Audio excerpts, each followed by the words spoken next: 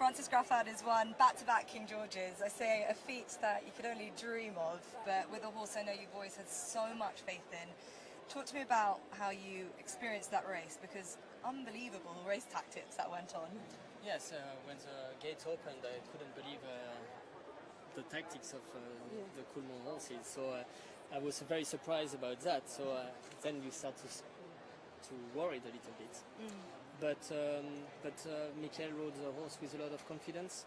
I think my biggest worry when I saw the filly kicking for home, she was so impressive. She went clear, and my horse was still trying to catch up and getting into his own rhythm. So, but the jockey had a lot of confidence in the horse, and I helped him with my voice in the light 100 meters, and it worked. Yeah, last time he was ridden more aggressively. This was back to his original kind of turn of foot kind of style. Did you leave it to Mikel to see how the race would unfold? Yes, but obviously we were not expecting no pace race, so we could have ridden him closer to the pace. But I think the main thing is when the race kicked on in the bend and they start to make the race harder in the bend compared to a race in France where they wait to enter in the straight and then sprint. But that's really suits my horse, just to start getting into his rhythm from a long way home. So then when I saw Ryan picking up the pace, I was more confident. Yeah, he's a horse that come into the race with a lot of confidence off the back of that Group 1 win. Do you think people are going to start believing that he can put back-to-back performances together, because that had been the question mark? I don't really care what people think about the horse. He just won the Grand Prix de Saint-Cloud and the King George, you know, so he's a very talented horse.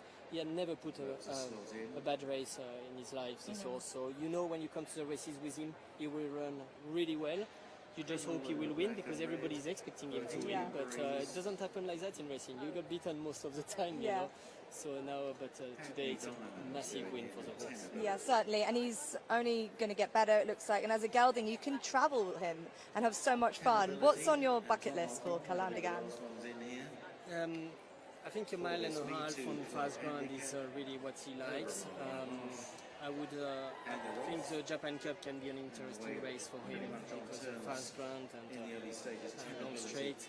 So obviously he's invited everywhere. We have to sit down and discuss with the princess what she wants to do. But as you said, he's a horse who can travel.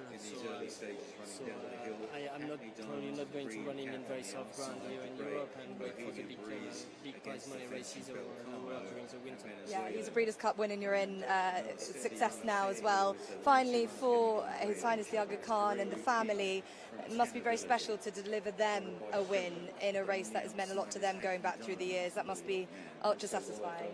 Yes, it's a fantastic breeding operation, a lovely family to work for, fantastic people with so much experience in the game, and I'm amazed how many racing fans love these colours and support these colours. So I think it makes a lot of people happy to see these colours be competitive at the top level. Racing is a very, very competitive game nowadays, especially in Europe, I found, and to make these colours win again, it's at the top level, it's very special, and I'm delighted.